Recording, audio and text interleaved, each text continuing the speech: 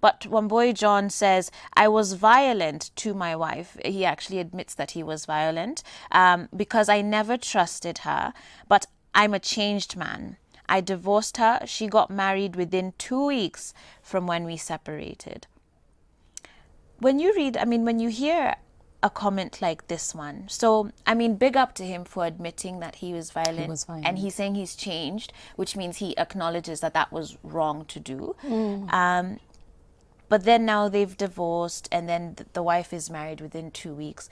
For someone like John then who's watching, what is the risk of sort of almost reverting back to that behavior just because of the way this divorce and the remarriage was handled? Yeah, a big up to you, John, that you acknowledge that you had an issue.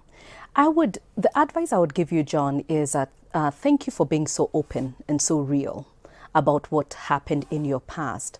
I would investigate and interrogate your behavior more, in the sense that how do you work on yourself that it never happens again in the future? So my recommendation would be give yourself opportunity to grow in the area of trust, and even interrogate why it reached the point where you put your hands on this woman. Yes, there was a trust issue. She got married 2 weeks later after the separation happened. However, abuse is never a solution. So, John, thank you for speaking to us. Before you enter into another relationship, heal from your past. Hey, the SMSs, let's try and get through as many as we can here today. Hello, I'm Charles from Nyeri. This is now an SMS 22999 Asanteni Sana. I'm Charles from Nyeri. Abuse in marriage is real, but let me tell you what, naturally, a man, when he is going out to seek from many a person to be his wife, he puts into consideration a number of issues, the most being respect. But women look for a wealthy person. Abuse arises from ladies once they get into marriage and finds or thinks that the person is not the way they expected. They start abusing, and when the man reacts, things go worse. Most of the men, we are abused in all of those forms, but we look back on the kids and just persevere and press on. Wow. Thank you. I like the fact that he realizes that in a marriage setting, issues are going to happen. I would say that before you do get married, what is the work that you need to do about understanding yourself? Because if we don't work on who we are and work on the things that have happened in our past, have we had abuse in the past? Yeah. Were you abused as children? Are we dealing with the issues that we are coming in as baggage in the relationship? Have we begun to interrogate that in and of ourselves, and also the spouse that we're planning to marry? Yeah. We need to be able to walk into a marriage relationship having fully disclosed, having fully been naked and unashamed, so that then we can be able to really deal with the real issues that marriage bring onto the table. Right. So it's important that this discussion is had, and I like what he said, is that it's going to happen both ways. We do know of women who are currently very abusive towards their husbands. They don't necessarily hit them, but there's going to be emotional, verbal abuse and psychological abuse. So this is we will not sit here and actually say it's the men that is doing it. We are saying that we have a societal problem. It's happening to men and it's happening to women. Yeah. We need to have these discussions very, very intentionally, especially we are in the church. We need to have these talks. Okay.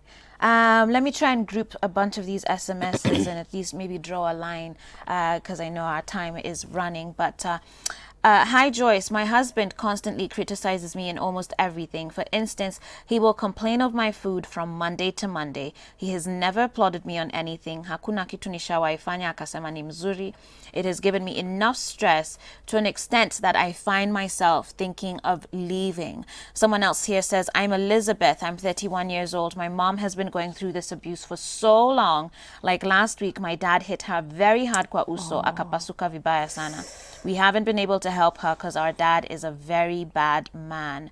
Someone else here says, good morning, Joyce. I'm married with 2 kids for 6 years. My hubby doesn't consult me on any issue. He recently took a loan and acquired a property, and I learnt from a friend.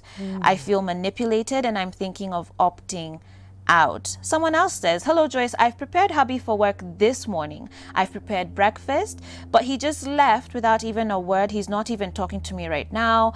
I don't know what I've done wrong. Someone else says, Joyce, my husband told me a few days after I gave birth that my son has, I guess, more brains than me. And each day we have a misunderstanding that I think like a child. I'm stupid and sina akili, that those things are really destroying me. And one more here, someone says, how can you react to a man who forces you to have sex when you are not willing to do so? That's Frida watching us from Nairobi. Lots of issues here.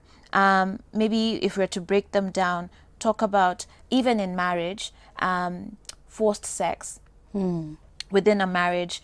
You know, how do you handle that? Because you're married, you know, you've made your vows and you've given yourselves to each other, but I guess there's still a line. And then the verbal abuse that people are facing here, you know, insults, or it's about the food, or that your children are even better than you are. And there's all this criticism that has been done. Yes. And then you can also touch on the question about physical abuse. Okay. Yeah. Okay. Let me address the issue about sexual abuse in marriage. It's real.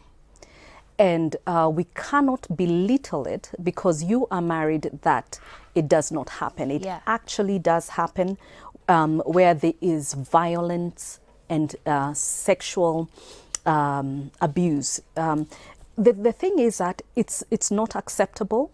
I know the word of God does speak to us about the marriage bed is to be kept pure, and we should be able to not withhold each other as far as the bedroom is concerned. But there is also the love and respect.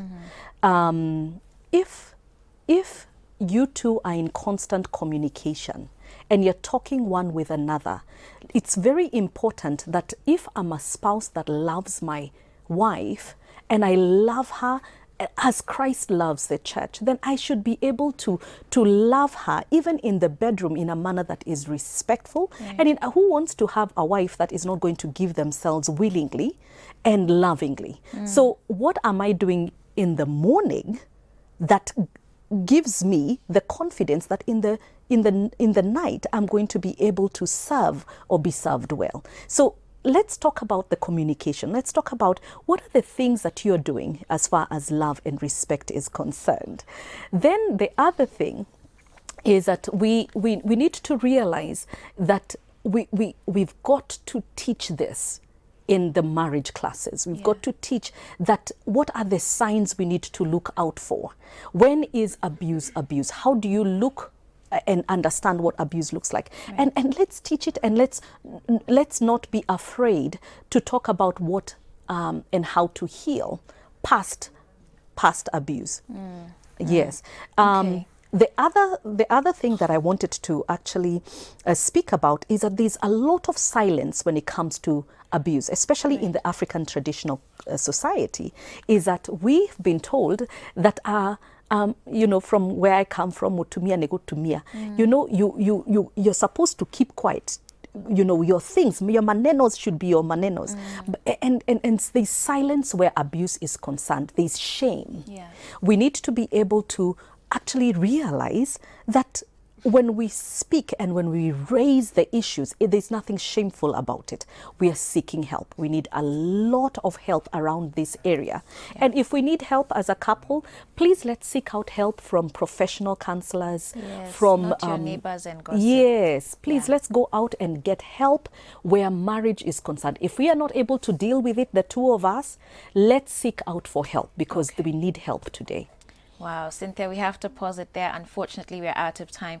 But thank you so much for being here today. Clearly, this discussion needs to happen again. Yes, it needs to be continued, and there's places that it can evolve to. Guys, that's been Cynthia Wambui Otieno sharing her insights here on abuse in marriage. We're going to take a short break right now, but when we come back, we're going to talk about the mind of a man and what really makes him tick. Stay tuned right here on Full Circle with Joyce.